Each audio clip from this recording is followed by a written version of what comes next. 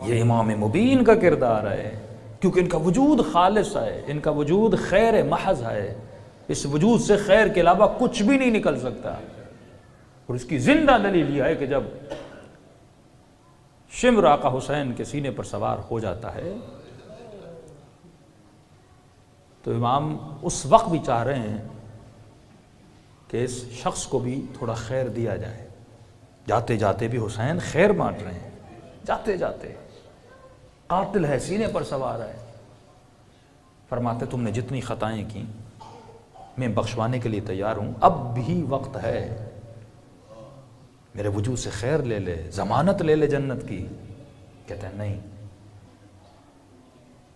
روایت میں اس نے چھری چلائی لیکن چھری چلی نہیں، کیونکہ امام نے فرمایا تم اگر کاٹو گے گلا نہیں کٹے گا، کیونکہ یہ بوسگاہ رسول ہے۔ پھر امام نے اسے آفر دی، ایک عجیب آفر ہے تاریخ میں، فرمایا میرے بدن میں اتنے زخم ہیں، اگر تو بھی مجھے نہ مارے میں خود بخود مر جاؤں گا۔ چوتھے امام فرماتے ربح علی ربح، 1000 سے زیادہ زخم۔ فرمایا شمر تجھے یہ شوق ہے کہ نہ حسین مر جائے تو ایک کام کر، ابھی میرا گلا نہ کاٹ، اتنی مہلت دے، بدن سے خون جاری ہے، میں خود بخود میری روح پرواز کر جائے گی، لیکن مجرم نہ بن اتنا بڑا گناہ کر کے کہ جس کی بخشش قیامت میں نہیں ہے۔ ہر گناہ کی بخشش ہے لیکن قتل نفس زکی کی بخشش نہیں ہے، قتل امام کی بخشش نہیں ہے کہ تھوڑی دیر سائیڈ میں رک جا، حسین کا خون بہے گا، حسین خود دنیا سے چلے جائیں گے۔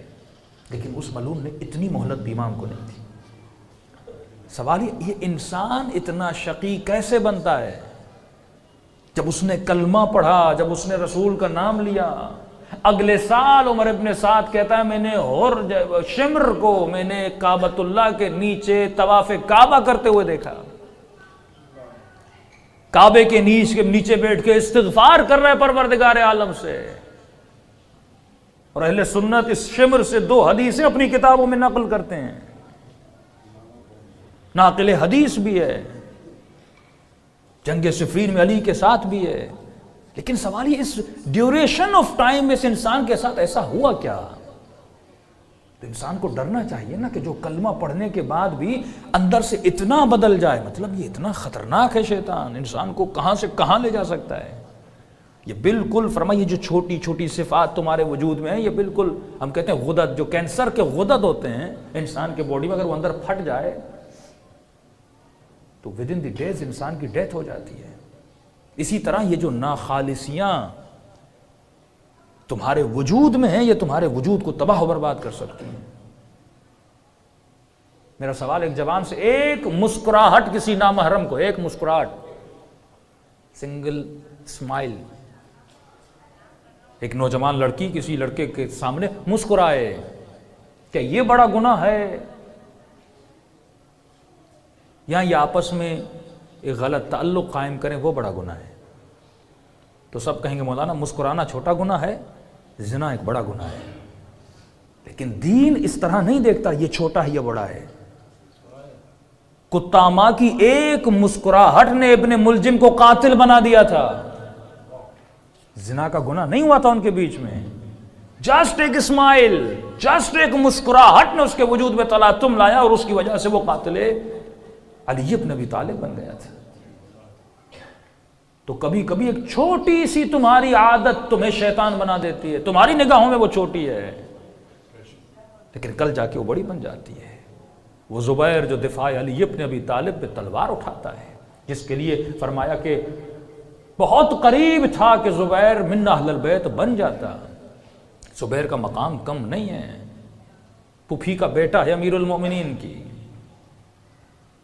لیکن امام فرماتے ہیں، یہ قرآن کی آیت ہے جو میں کل وقت ملا تو پڑھوں گا، فرمایا اپنے بیٹے کی وجہ سے دشمن اہل بیت بن چکا تھا، اپنی اولاد کی وجہ سے۔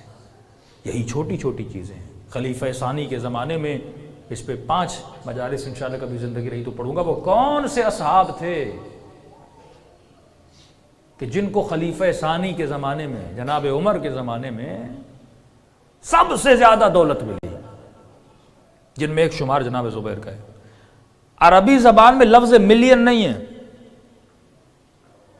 یہ جو ملین ہم کہتے ہیں نا، 1 ملین 1 ملین ملین نہیں ہے، لیکن جب زبیر دنیا سے جاتا ہے اس کی اتنی دولت تھی کہ الف الف الف کہہ رہے تھے، یعنی ملین اربوں کو کہنا نہیں آ رہا تھا، لیکن گنے تو کیسے گنے؟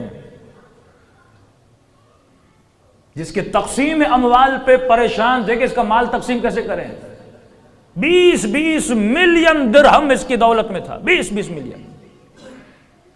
وہ لوگ جن کے پاس پہننے کے لیے کپڑے نہیں تھے، اسلام کے آنے کے بعد اتنی دولت۔ اور ان کے بچے دیکھیں، زبیر کا بچہ، طلحہ کا بچہ، یہ آپ سارے دیکھیں گے، سعد ابن ابی وقاص کا بیٹا، یہ سارے امیروں میں سے تھے جن کو سب سے زیادہ خلیفہ ثانی کے زمانے میں نوازا گیا، پیسہ دیا گیا، دولت دی گئی، اور اس دولت نے ان کو کہاں سے، ان کے بچے، نسلیں آپ ان کی دیکھیں، ان سب کے بچے یا کربلا میں کھڑے ہیں یا قاتل اہل بیت بن چکے ہیں۔ تو قرآن میں اعلیٰ علیین کا درجہ بھی ہے، اسفل السافلین کا درجہ بھی ہے۔ یہ تمہارا اپنا کردار ہے کہ تو اعلیٰ علیین میں جاتا ہے یا اسفل السافلین میں جاتا ہے۔ اللہ کسی کو بلینک چیک نہیں دیتا کہ تو علی کا بیٹا ہے تو تمہیں بلینک چیک ہے، تو صحابی کا بیٹا نہیں۔ ان اکرمکم عند اللہ اتقاکم، تو اپنے چناو سے جنتی بنتا ہے۔ یہاں کوئی رشتہ داری چل رہی ہے کہ فلاں صحابی ہے، فلاں صحابی کا بیٹا ہے، نہیں۔